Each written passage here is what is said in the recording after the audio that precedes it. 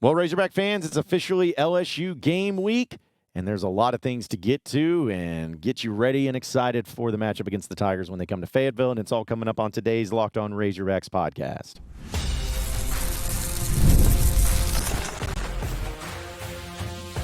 You are Locked On Razorbacks, your daily podcast on the Arkansas Razorbacks, part of the Locked On Podcast Network, your team every day. And welcome into the Locked On Razorbacks podcast. I am your host, John Neighbors. I am also the host of Inside Arkansas Live, which you can catch every weekday starting at noon on Inside Arkansas and InsideArkansas.com. Today's episode is brought to you by FanDuel. Place your first $5 bet, and you'll get started with $200 in bonus bets guaranteed. Visit FanDuel.com to get started.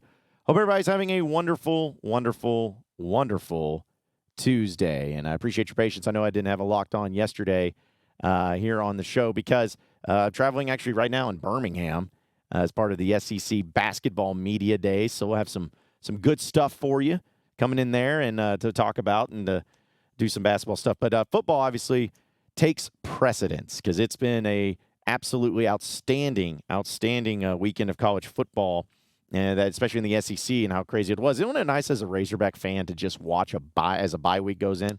You just get to sit back and be like, ooh, this is nice. Get to watch other people panic and stress and lose their minds and get so upset and want to fire everybody. It felt so good. It felt so good just not having to go through that for a change if you're a Razorback football fan. But there's no doubt that that page has been turned. There is a team by the name of the LSU Tigers, I don't know if you heard of them, that are coming into Fayetteville for the battle over the Golden Boot, and they are riding high after they had a really hard-fought, pretty intense overtime victory against the Ole Miss Rebels there in Baton Rouge. And so another top 10 team comes to Fayetteville. But we'll talk about some of the specifics that Sam Pittman had to say as far as his press conference goes. And because he did have some things, I wouldn't say there was anything too wild or crazy. A lot of it had to do with the injuries that Arkansas had been suffering, which is important, which is actually very important. So we will talk about that. But I did want to start with, of course, just the LSU Tigers in general and this game and the importance. Folks, there's no doubt that whenever Arkansas and LSU play, there's always a little bit of extra oomph to it. A lot of you can remember back when Arkansas played each other, or Arkansas and LSU played each other at the end of the college football season. It was Black Friday, and it just meant so much. It was such a big deal in order to have that. And in a lot of cases there in the early 2000s, maybe not so much anymore, but in a lot of cases, the winner of that game went on to win the SEC West. Basically, that game was coming down to who was going to go represent the Western Division in the SEC title game in Atlanta later. So a lot of buildup happened from this. In fact, that's what I kind of grew up in. Some people talk about who's Arkansas's rival and everything. And I'm not saying LSU is the rival for Arkansas, but the game of consequence that was always on my mind as a kid growing up, there were really two of them. And it was Tennessee, because Tennessee was really big time, late 90s, early 2000s, and Arkansas and them always had crazy games. And then LSU. LSU being at the last part of the season, whether it's the Miracle on Markham Part 1, the Miracle on Markham Part 2, whether it was the Pour Some Sugar on Me game down in Little Rock, shutting them out in 2014 for your first SEC victory in a long time, blowing them out and having the entire stadium of LSU there in Baton Rouge exit early because of the blowout that Arkansas gave in 2015. Those are just the ones that Arkansas's won, but there's been some really, really epic games and really epic matchups in this, and it always just means a little bit more.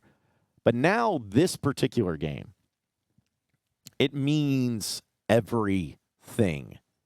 I'm not going to take the way of being cliche and saying, oh, the most important game's the next game. No. I'm not talking about that nonsense.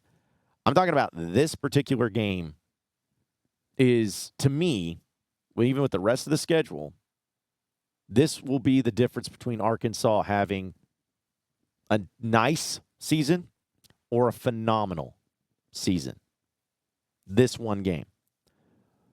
Folks, you still are going to have to go on the road to Mississippi State. You're still going to have to play Ole Miss at home. You're still going to have to play Texas at home, who's number one team in the country. You still got to go on the road to Missouri. You still got Louisiana Tech in that game. You still have games you're going to have to play that are going to be tough if you want to win them. And I would make the argument that almost all of those games are winnable. Not saying you're going to win them, but they're winnable. But you're a team about momentum right now. You're a team that has been given a break, about at least as good of a break as you could ever have when it comes to your Razorback football fandom. We know that the season had some frustrations with that Oklahoma State game and that A&M game. We can sit here and talk about how Arkansas should be 6-0. They should have won this, they should have won that. But that's not the reality. Reality is you're 4-2. And I think every Razorback fan, before the season started, if you told Hog fans, hey, through this first 6 games of the year, you're going to be 4-2, I think every Razorback fan signs up for that. Every one of them. And I'm one of them. And especially the fact it's like, hey, you may lose to Oklahoma State on the road, but you beat Auburn and you beat the number 4 team, Tennessee, in the country. People are pretty happy with that. People may be like, oh, I wish we would have won those other ones, but they're pretty happy with that. And so you can't be upset with how the season's gone so far. You can be upset that you missed opportunities, but generally speaking, you can't be upset with the way it's gone so far. And you had that happen. You had that big-time win, rushing the field, great atmosphere in Fayetteville that leads right into a bye week that you desperately needed to get guys healthy, which we'll talk about injuries and whatnot. But you went right into a bye week for that, okay? And the game you have after said bye week is a night game at home, again, against the LSU Tigers. Folks, when it comes to football, what should happen, this should be your best-case scenario and your chances against LSU. You have momentum. You have energy. Everyone's excited about football right now. And you get them at home at night. It's set up for you. It's not going to be easy, but it's set up for you. And I'm just going to be honest. LSU's a good football team. They always are, no matter what. I don't think that they're a national championship caliber team. I haven't really seen that. That was a nice win against Ole Miss, even though I think Ole Miss did more damage to themselves. But, hey, give LSU credit. They won the game. But I just don't see LSU as this unattainable team to beat. I just don't see it that way. So when you're going up against a team that's beatable and a team that is coming off a very tough, late, emotional victory, you should have them in almost like smelling blood in the water. You should be like, this is exactly what you want to be in. This is exactly the situation you want to be in if you're Arkansas. But if you lose this game, it feels like a lot of it was all for naught. Yeah, it's not to say you can't have a good season. Still got games in front of you. But there's a big emotional letdown because then you have to go in a quick turnaround and go on the road to Mississippi State in Starkville, a place you haven't won since 2020. And frankly, is a team that isn't great, but is good enough to beat you. And it just kind of feels like the wind gets taken out of your sails a little bit. Nobody wants to go back to that feeling. You want to feel like Arkansas opened a floodgate of now they know how to win.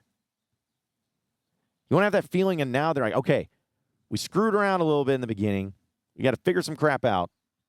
But now that we got over the hump and got that victory, we know how to do it now. We have the resiliency. We have the toughness. We have the understanding. We know what we're doing. That's what this needs to be about.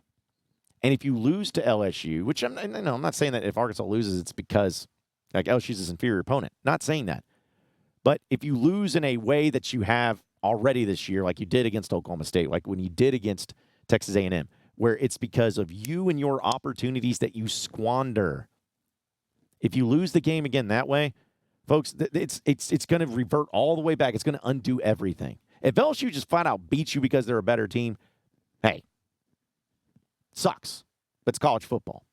But if they beat you because you threw a pick six, because you fumbled on your own end zone, because you kept going for it on fourth down and missing it, because you missed chip shot field goals. Like if LSU ends up beating you like 17-16, something like that, but you left about 14 to 17 points on the board, and the defense had to keep bailing you out, that's going to undo everything. Again, if LSU's a better team, which, on paper I believe they are, but if they beat you because they're better, is what it is. Can't be happy about it, but at least you know where you stand. But you cannot allow yourself to undo the good favor, the good faith, the good feelings about the season, about the trajectory and all of that, because you revert back to making the same mistakes. Teams are supposed to get better as the season goes on. Arkansas, I think defensively for sure has gotten better as the season has gone on. The offense, maybe not so much. But this is your time. If you want to be considered a good football team, Razorbacks, if you want to consider yourself to be a great team that had a great season, this is the game that you have to win. This is the type of game you have to win. You have been given an opportunity that not a lot of teams have, and you've actually got thrown a bone for once. You're the one that has to go out and do something about it. You're the one that has to go out and make it happen. Can you do it? Will you do it? Boy, isn't that the ultimate question. But I like your chances. Just got to seize the moment. How's that for corniness? We'll talk about some of the updates that Sam Pittman had as far as injuries and everything go here on the Locked On Razorbacks podcast, so stay with us. All right, folks, got to tell you about our friends over at Roy. All you Razorback fans, hey, it's the player of the week here on the Roy. Now, obviously, it's been a bye week, so you didn't have any sort of players to look back upon this past weekend. But I did want to give a shout out and throw it out here to a particular player. Because listen, so far this season, I got to tell you, this is a great story. So far this season, we've pulled about $10,000 to support players on Roy. Micro deposits lead to massive change, and with the Roy app, you can direct your support to athletes you love, ensuring that all funds go to a specific player that you choose. Because unlike the collectives, you know exactly where your support is going, and you even receive exclusive content like personal videos and updates after the season. The best part is that it's risk-free. If the athlete transfers or doesn't deliver the content, you get your money back, guaranteed. It's as simple as that. So, again, since Arkansas did not have a game this past weekend, I am going to give a shout-out, and I'm going to tell you, I'm going to be supporting a player that really stepped up, and that's Jaylen Russell, the running back for Arkansas. I just pitched in $100, and I'd love for you to join me. Even $10 makes a difference. Let's show Jaylen Russell in that great game that he has, a true freshman in that moment against Tennessee. Let's show him the love and keep him connected to the school here at Arkansas. Pay today, celebrate tomorrow, and support your team as they gear up and continue on for success. Plus, don't miss out on Roy's exciting giveaway. Win 2 tickets to a game in November. Just download Roy, create an account, and enter referral code LOCKEDON, and you're entered. Already on Roy? Well, any contribution to an athlete's campaign gets you also entered automatically. So no purchase necessary and void where prohibited. Download Roy now and join the NIL game with no subscriptions and no fees. And be sure to check them out on Instagram, Facebook, and X. It's at Roy_return on you for more info. Roy, support the players and change the game. All right, moving on into our next segment, folks, and got to talk a little bit about the injury updates that Sam Pittman gave. Everyone wants to know who's going to be available. Because was that one of the old adages, like the best ability is availability? Man, I'm full of the cliches today. But Taylen Green, by far, is the most important one as far as health goes. He got knocked out of the Tennessee game. You could call it a cheap shot or whatever, but they did call roughing the passer. It was his leg. I think Sam Pittman originally thought it was like an MCL sprain or whatever, but he started feeling good that he was going to be back into the mix. Well, Sam Pittman was asked about Taylen Green, and he had this to say specifically about him returning to Arkansas. Last week it was probably that way, Trey, for everybody on the team. We was trying to get healthy, but yet get some physicality as well on Thursday. Taylen practiced. First was a walkthrough, which he would be practicing whether he was healthy or not, in that. But he's practiced each day. We're hopeful that he'll be ready to go. So I feel like he will, but we'll have to wait and see a little bit more. I probably know a little bit more about Tuesday, Wednesday. But we're hoping that he's ready to play, and we think he'll be able to. So kind of a non-answer really there, but, Taylen Green, I think he's going to play. From all intents and purposes, I've heard he's going to be there. He's going to play. He's going to be fine, and that's big because stop traffic. Apparently, if you have your starting quarterback in and he's healthy, it's a lot better than not. So, and I also wanted to bring this up, too, where a lot of people feel like, oh, well, if Taylen Green can't go, put in Malachi Singleton, or some people even say, hey, even Taylen Green may be good to go, but still, well, we want to see Malachi Singleton for what he did or whatnot. Now, I want to be very, very cautious in saying this, but also very honest with everybody. Folks, I like Malachi Singleton. I think that he could become a great quarterback, and I really like what he did as a backup and coming into that situation. However, I trust Bobby Petrino. You may not. You may not. But if Bobby Petrino feels that Taylen Green gives Arkansas their best chance to win, I'm rolling with that. Because this isn't some Chad Morris crap. This isn't some unproven, maybe idiotic OC that's failed a lot of other places. No. This is Bobby Petrino we're talking about, who has coached more great quarterbacks than most coaches in their lifetime. This is the guy he handpicked. If he feels best, if he feels most confident, if he feels most comfortable with Taylen Green being QB1, whether he's 100% or 90% or 80% or whatever, if Bobby Petrino feels that, I do too. But also in saying that, if Taylen Green can't go, banged up, whatever, I also trust Bobby Petrino to have Malachi Singleton ready to step up, just like he did the other day against Tennessee. It wasn't perfect. It wasn't like he just showcased everything, but the moment wasn't too big for him, and he did his job. So I'm not choosing a side here or choosing I want Taylen Green, not Malachi Singleton or vice versa. No, I'm just trusting Bobby. I'm trusting Bobby Petrino. And, if Taylen Green isn't good to go, if he's struggling, if he's hurting, then let's have a conversation. But if Bobby feels good about it, I feel good about it, plain and simple. Other injuries, those of note. Now, these are pretty big. Some guys have been banged up. Bye week was used to kind of get them healthy. And it's funny because Sam Pittman was asked about a few names, and he's kind of like, can you say those again? But kind of a funny comment, but also gives an update on some of the other injured players for Arkansas, too. Okay. All at you at once. Who'd you say? Kutas. We'll practice this week. Hopefully he'll be available on Saturday. Miguel will be ready. Who else did you say? Jaylen Braxton. Braxton, I don't think he'll be ready this week. And probably Rodney Hill will be out as well. Okay, cool. Okay, so few names in there of note. We'll start with the big one. Not having Jaylen Braxton is huge. That's not good. I was hopeful, and I was at least feeling pretty confident that he was going to play against LSU this weekend. And if Sam Pittman, here's the thing: if it's one thing, if Sam Pittman is very vague about the player's injury, we'll get him into practice this week and see if he can go. But when he's saying I don't think he's going to go at all, that probably means he's not going. So that's big. He's the best defensive back that Arkansas has, and he's only played in a couple of games this year.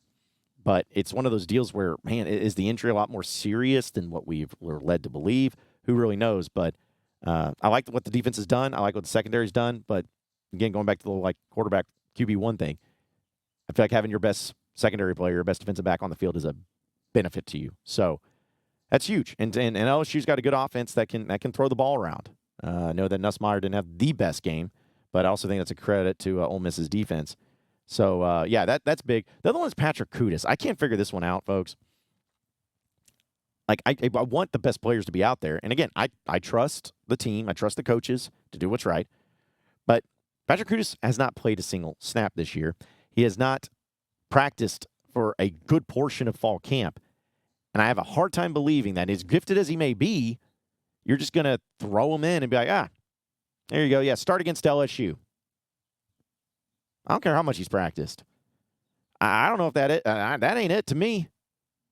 And I just don't know if he's gonna play. Now, if Arkansas against LSU is having problems with their pass rush or having problems, getting blown up or whatever. And, whether it's Blackstock or Marion Harris, which from my understanding, looks like they may have been practicing opposite sides where Blackstock's now at the guard position and Harris is at the tackle. Then, okay, yeah, throw him in there and see if something happens. But I just don't know what role he's going to play in this particular game, and I don't know if I want to see him in this particular game. I trust the coaches, but it just feels weird. Like you got to get in game shape, bro. You got to get in game shape, and I just don't know if he's in that right now. We'll talk about the crazy state of the SEC and why it benefits Arkansas here in just a second. So stay with us here on the Locked On Razorbacks podcast. All right, folks, got to tell you about our friends over at we already talked about Game Time, but FanDuel, because all you NFL fans, college football fans, and everything, you need to get this started, the season going, start winning some money, big money. We're talking about with FanDuel, America's #1 sports book. So when you get in the hunch for the middle of the game, you can check the latest stats. You want to put some bets down. You can view live play-by-play and so much more. And on the same page where you place your bets. And you'll be able to get started with $200 in bonus bets guaranteed whenever you place your first $5 bet. That's right.